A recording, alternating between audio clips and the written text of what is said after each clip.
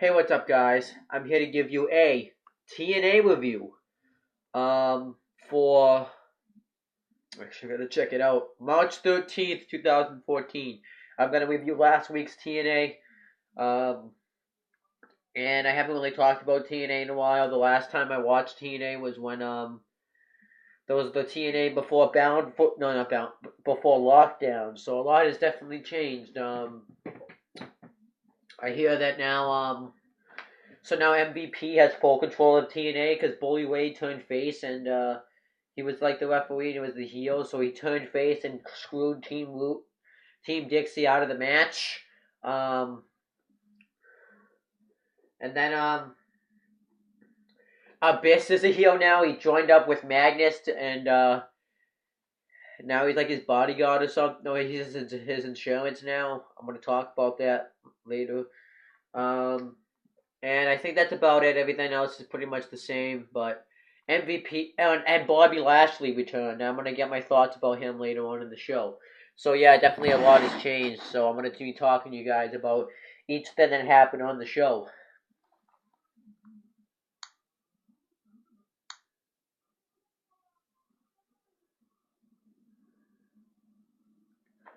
Fuck this phone. Fuck T-Mobile. Okay. Anyhow.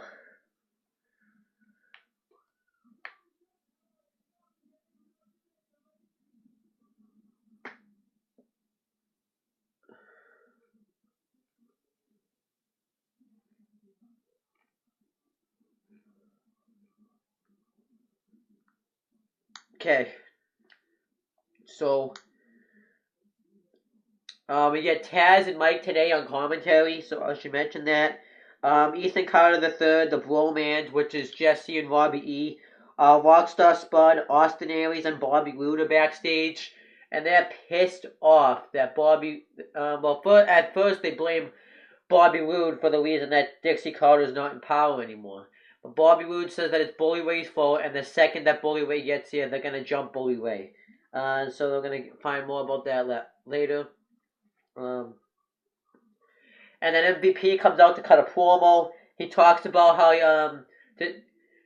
his how he's gonna make the company better, what his philosophy is for running this company, and he talks about how he's gonna he mentions these three things that I don't remember what he said, but he says motivate, initiate, or something like that. But he said he's gonna motivate you, and if you have a problem, you settle it in the win. And if the problem continues, I'm gonna handle it myself. So that was all I really said. And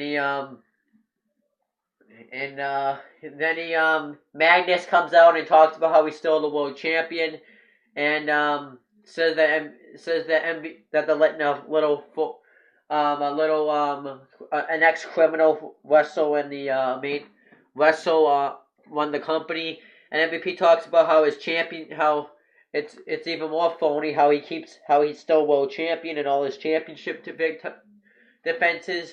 And Magnus says that while Dixie Carter was focusing on you, he went out and got his insurance, the monster Abyss. And then Abyss comes out and he talks about how Abyss is just going to help him retain the championship.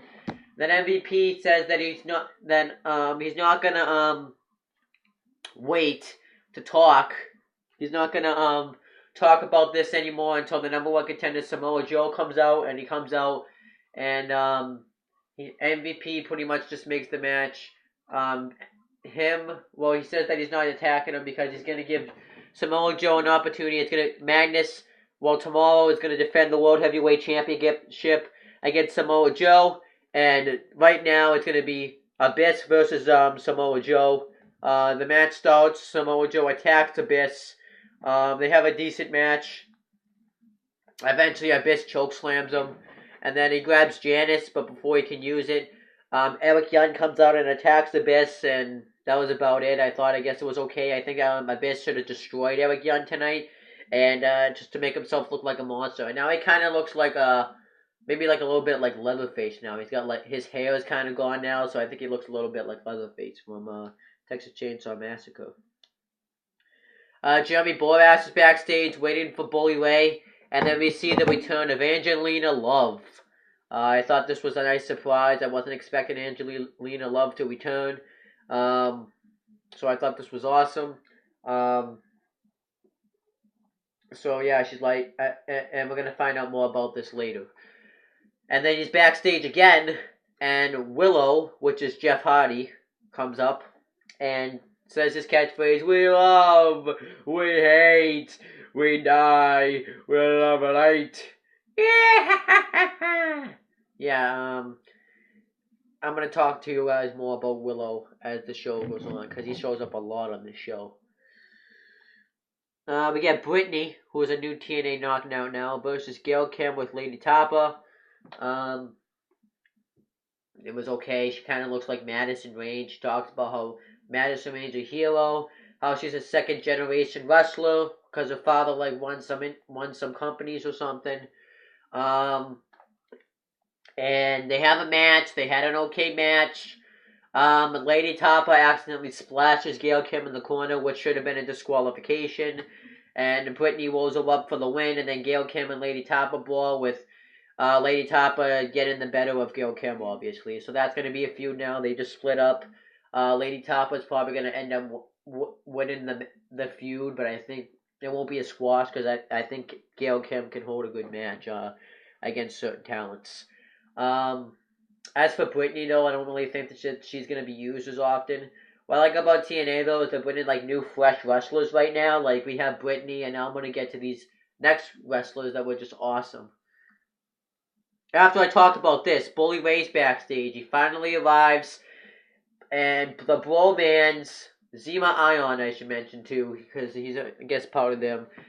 Bobby Roode. I think everybody that Rockstar Spud, EC3, all jump Bully Ray. They just beat the shit out of him, and choke him. Yeah, so I thought this was a awesome beatdown, and I thought this actually brought on some pretty entertaining stuff later on. So then we got the Bromans with Zima Ion versus Sonata, who is the X Division champion, beat Austin Aries in a Japanese show, and Tigre Uno. Tigre Uno reminds me of WWE's Rey Mysterio, and I thought this match was sick. Really, this was a squash, but Sonata and Tigre Uno worked really well. It was just a very fast-paced match. But they get the win when Sonata hits the moonsault on, I think it was Robbie E for the win. So I thought this was sick. I think they should be the next tag team champions. I want to see them hold the tag team championships. Maybe have some matches. I want them to see have a tag team match with Bad Influence, Christopher Daniels and Kazarian. That would be sick. The American Wolves. Cause Sonata was talking to the Great Muta, who was a legend, and he was talking about how the X Division title is his passport and how he wants him to make the best in the United States. So I thought this was a sick match. I think Sonata and Tigre Uno have a lot of potential in the X Division. They can make the X Division great. Bully Ray's backstage again, and he's just getting all his shit back on and recovering from his beatdown. Madison Rayne and Velvet Sky are backstage, and then they're complimenting each other, and then Madison Rayne mentions, "Hey, did you hear about Angelina Love returning?" And Velvet Sky's like, that is interesting. So I guess she didn't find out about it. I thought it was kind of strange. And then the Bromans and Zima Ion are backstage, and they're pissed that they lost to Sonata and Tigre Uno. And then Bully Ray comes up and beats the shit out of him. I thought, just throws them in their lockers. He hits Robbie E with the chair.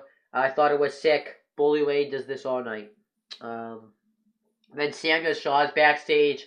It looks like he's talking to Christy Hemme. He's telling her to accompany him in his match against Mr. Anderson tonight, or Mr. Kennedy, as he should be known. So I thought that was. And then Willow's backstage again. You see, I think this is when he was like up on the rafters or something. Rockstar Spud's backstage, and EC3 comes up, Ethan Carter III, and they're gonna go have a tribute video to Dixie Carter. So then Rockstar Spud and Ethan Carter III paid tribute to Dixie Carter. This was shit. I didn't care about this at all. They just pretty much put Dixie Carter over and how she was an American hero. Eventually MVP interrupts and calls them crybabies and stuff. and said that Rockstar Spud doesn't need to be the chief of staff anymore. He's going to wrestle now. And he hypes him up like EC3 did weeks ago when he was going to wrestle Samoa Joe. And he says that tonight he's wrestling Willow, and next week, and he tells Ethan Carter III that next week he's wrestling Bobby Lashley. Bobby Lashley comes out, and they just, and takes like the, because they had like a big portrait of Dixie Carter, and hits Rockstar Spud with it, and then EC3 walks off, gets interviewed saying he's going to hurt Bobby Lashley's ankle like he did to Kurt Angle, and then Bully Ray ambushes him from behind, and hits him with this big billboard thing. I thought that was fine.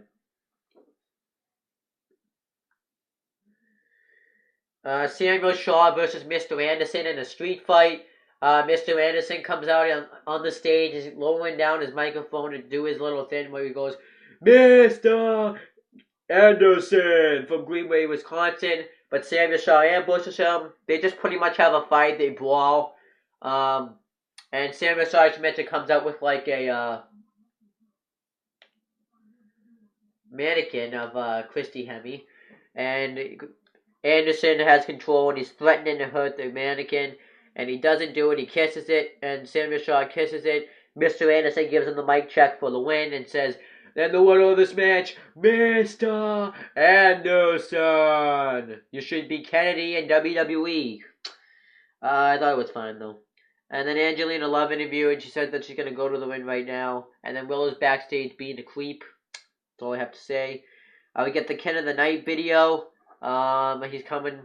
I don't really know who that is. I didn't see it. So then Angelina Love returns. She talked about how that you don't know what you have, how a father used to say you don't know what you really have until you lost it.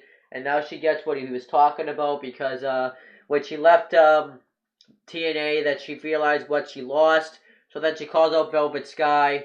She wants to reform the beautiful people. Velvet Sky's like, I don't know, I don't want to take a step backwards. I want to move forwards with my career. And then they just kind of, she says she's thinking over. I don't know what she's going to do, if they're going to reform the beautiful people or not.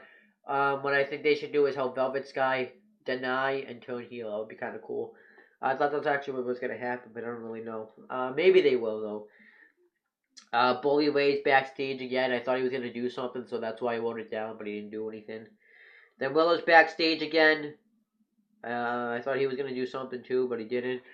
We got Rockstar Spud versus Willow. So, I'm going to explain Willow. Apparently, this is Jeff Hardy's alter ego, so I guess maybe this is Jeff Hardy. I really don't know, but when he comes out, he just acts like a freak. He, like, rubs his head against the guardrails. He's just crazy. He pretty much just himself disqualified. When he uses his umbrella, you see, and hits him with it.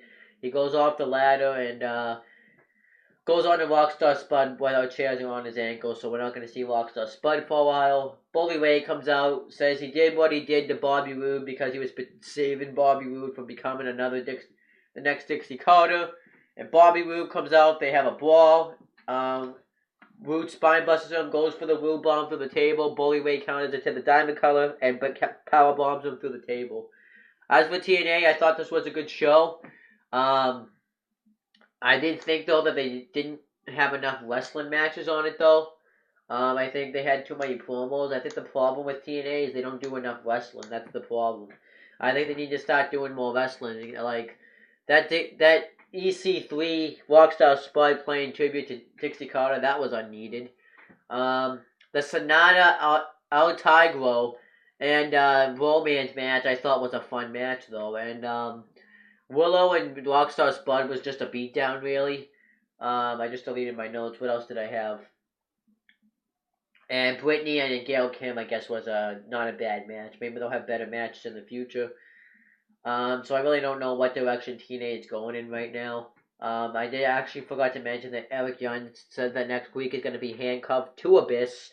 So I guess, so that way Samoa Joe and Madness can stay one-on-one.